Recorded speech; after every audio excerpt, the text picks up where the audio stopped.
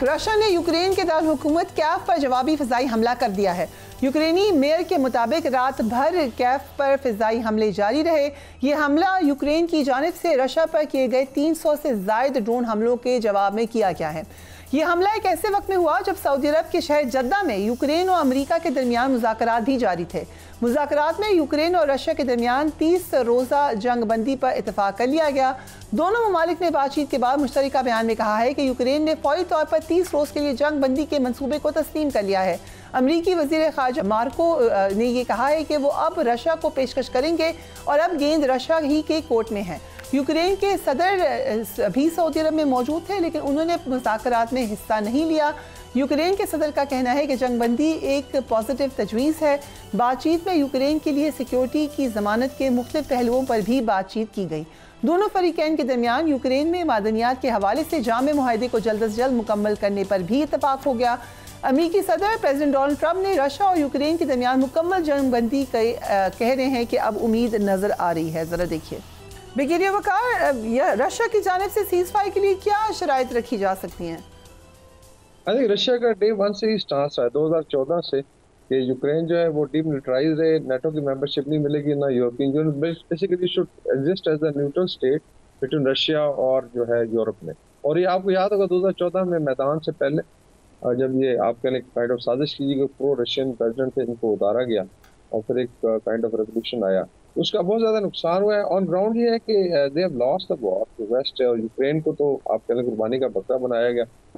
उनके प्रेसिडेंट भी ठीक है, देखने में बड़ा वो ब्रेव फेस देते हैं, लेकिन otherwise I don't think so उन्होंने कुछ ख्याल किया कि इतनी बड़ी पावर के साथ जब टक्कर लेंगे तो कितना नुकसान होगा। 1/5 ऑफ रियल स्टेट इसकी जा चुकी है, 2/3 ऑफ सी बोर्ड जा चुका है यूक्रेन का, और ट्रिलियंस ऑफ डॉलर का लॉस हुआ है।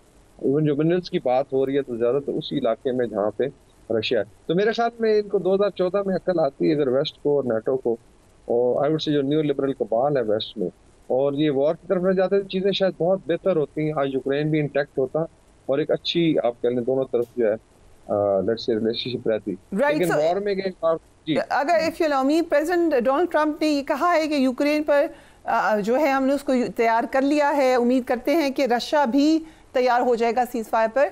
हम एक सॉफ्टनिंग स्टांस देख रहे हैं रशिया की तरफ प्रेसिडेंट डोनाल्ड ट्रंप का, और वो ज़ाहिर है पहले एक्सपेक्टेड भी था, लेकिन इसकी असल वजह क्या है? इसमें खैर काफी सारी कॉन्स्पिरेसी थ्योरीज भी हैं व्हिच आई डोंट एग्री, लेकिन जो न्यू लिबरल कबाल है वो कहता है कि ट्रंप कॉम्प्रोमाइज है और may be Russians have some kind of information. इस वक्त वो कॉम्प्रोमैट बोलते हैं, ये रशियन एक वर्ड है, इसमें आपको कॉम्प्रोमाइज किया जाता है बिकॉज ऑफ सर्टन थिंग जो अभी बात नहीं हो सकती। एक तो ये है, दूसरा ये है कि जेन्युइनली वो फील करते हैं कि वॉर का कोई फायदा नहीं, इसमें ज्यादा वाइट्स का नुकसान। This is first European war after world war 2 और उसमें दो वाइट्स मार रहे हैं, डेमोग्राफिक प्रॉब्लम है। दूसरा ये कि इकोनॉमी का दोनों साइडों पे नुकसान हुआ। न्यू लिबरल कबाल का एम था कि रशिया को डिप्लोमेटिकली, इकोनॉमिकली और मिलिटरीली वीकन किया जाए, लेकिन वो नाकाम रहे, और आई थिंक प्रेसिडेंट पुतिन की लीडरशिप का इसमें बहुत बड़ा रोल है।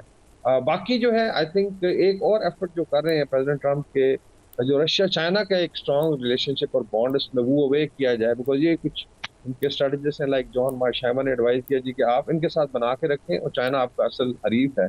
तो ये भी एक अटेम्प्ट हो सकती है, लेकिन मेरे ख्याल में कामयाब नहीं होगा। रशिया चाइना रिलेशनशिप बहुत आगे जा चुकी है, more than no economic, it's more strategic, और मिलिट्री भी है, और फिर दोनों की कॉमन बॉर्डर है, और दोनों ने को एग्जिस्ट करना सीख लिया है। लेकिन मेरे ख्याल में खुश आइंद है ये बात कि अगर पीस की तरफ चीजें मूव करती हैं, बिकॉज इसमें इतना ज्यादा नुकसान हुआ है, पूरा जो I would say global economic order है वो खतरे में है, और खुदा न खादा न्यूक्लियर वॉर की बात हो रही थी, बहुत चीजें आगे जा सकती थी। हाँ, ये जरूर है कि इस वक्त यूरोप में जो एलाइज थे, ट्रांस अटलांटिक अलायंस है अमेरिका और यूरोप की, उसके ऊपर बहुत ज्यादा स्ट्रेन है। लोग समझ रहे हैं कि शायद ट्रंप जो है उस चीज का ख्याल नहीं कर रहे। तो अभी आने वाले दिनों में आप देखेंगे रशियन इन्फ्लुएंस भी बढ़ेगा, और मे भी ट्रंप अगर वो करते हैं उनको दोबारा G7 में लाया जाए, रशिया को एक स्टेज पे स्विफ्ट सिस्टम में लाया जाए और उनको इंटेग्रेट किया जाए, बिकॉज इसमें आई थिंक यूरोप की भलाई है और आलमी अमन के लिए भी बड़ा जरूरी है। लेकिन एस्टेब्लिशमेंट के साथ हमारा बल्कि अभी पेपर भी छपा है कुछ दिन पहले, ट्रंप एट वॉर, कि वो 5 एंटिटीज के साथ जंग की हालत में है। एक तो वेस्टर्न अलायंस है, नंबर 2 उनकी अपनी एस्टेब्लिशमेंट है, कैपिटल हिल है, और न्यू लिबरल कबाल जो है। तो उसमें आई थिंक देखते हैं कि अभी ट्रंप जो है कितना कामयाब होते हैं, लेकिन so far I think he is played well. और मेरे ख्याल में ग्लोबल पीस के लिए एक अच्छी बात है। राइट, सो कल से जाफर एक्सप्रेस पर हमले में हम देख रहे हैं जो दहशतगर्द मुलविस हैं उनके खिलाफ ऑपरेशन जारी है थ्रू आउट द नाइट, पूरा दिन, और ये अभी लग रहा है कि लंबा मामला चलेगा और बहुत सारे लोगों को बाजियाब भी करवा दिया गया है। लेकिन मसला ये है कि उन्होंने बच्चों को और ख़वातीन को यरगमाल बनाया हुआ है। वहाँ पे सुसाइड बॉम्बर्स मौजूद हैं और वो कह रहे हैं कि किसी किस्म की कोई एफर्ट नहीं होगी। सो ये किस तरीके से, किस कदर सेंसिटिव सूरत हाल है? आई थिंक इसमें 2-3 पहलू बड़े इंपॉर्टेंट है। जिस आपने मेंशन किया कि this is not a tradition, ना इस्लामिक है, ना ह्यूमन ट्रेडिशन है, ना ये बलोच ट्रेडिशन है, और बड़े इज्जतदार लोग हैं। और अगर आप समझते हैं कि 2-2.5 लोग जो हैं दे रिप्रेजेंट बलूचिस्तान, वो गलत है। बलूचिस्तान की डेमोग्राफिक बड़ी डिफरेंट है, ऑलमोस्ट 40% पश्तून है, फिर बलोच में ब्राह्मीज हैं, और उसके अंदर फिर बलोच ब्राह्मीज हैं, फिर मकानी, और फिर कुछ ट्राइब्स में कुछ फैक्शंस हैं। लाइक अभी बुक्टीज में अगर है ले एलिमेंट है लक्ष्य, लेकिन फवाद बुक्टी उनके वज़ीर आला भी हैं और मेन स्ट्रीम में भी सब एंगल्स में है।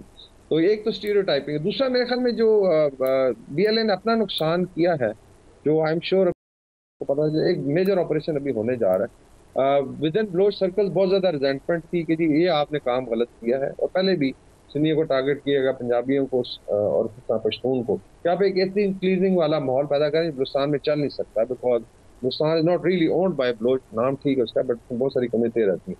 तो एक इनका बहुत बड़ा लॉस होगा, और भारत का होगा कि बीएलए को भी क्रश किया जाएगा, और इसमें मेरे ख्याल कोई माफी भी नहीं होगी। और this operation is already on, because ये एक बहुत बड़ी रेड लाइन थी जो क्रॉस हुई। ठीक है, बाकी बलूचिस्तान की गवर्नेंस बेहतर करने की जरूरत भी है। फिर कैटेगरी ए बी एरियाज का बहुत बड़ा इशू है।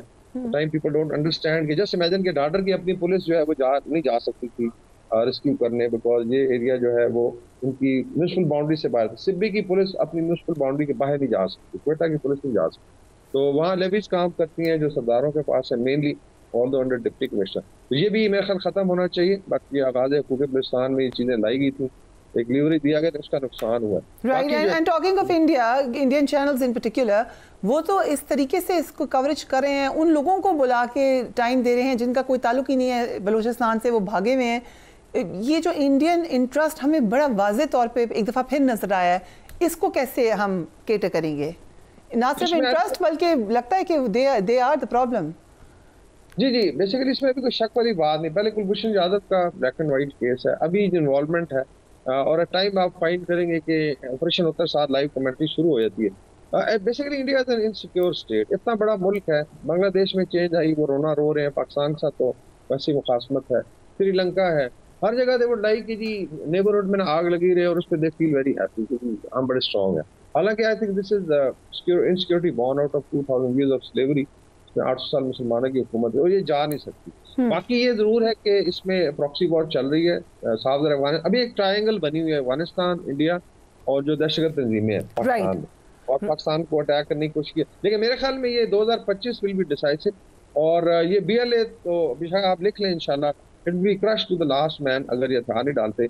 और मेरे ख्याल में अभी चीजें आपको नजर आना शुरू हो जाएंगी। इस तरीके से शायद अफगानिस्तान में IFP-4C के तालिबान रजीम भी जो है वो में भी ज्यादा देर तक चल सके, बिकॉज काफी सारी फोर्सेस रीजन के area. This is very important information जो आपने शेयर किया। Brigadier Waqar Khan, thank you so much for joining us. पूरी कौम की नज़रें, दुआएं, तमाम बेस्ट विशेस इस वक्त हमारी सिक्योरिटी फोर्सेस के साथ हैं, जो कि इस कदर मेहनत से वहाँ पे ऑपरेशन कर रही हैं। सेंसिटिव सूरत हाल है, लेकिन इंटरेस्टिंग बात की है ब्रिगेडियर वकार खान ने कि इसको केटर कर लिया जाएगा। अब जो स्पेस है वो आप देखेंगे कम होती हुई नजर आएगी आपको दहशतगर्दों के लिए, और उसका यकीनन रिटेलिएशन भी आपको नजर आ जाएगी।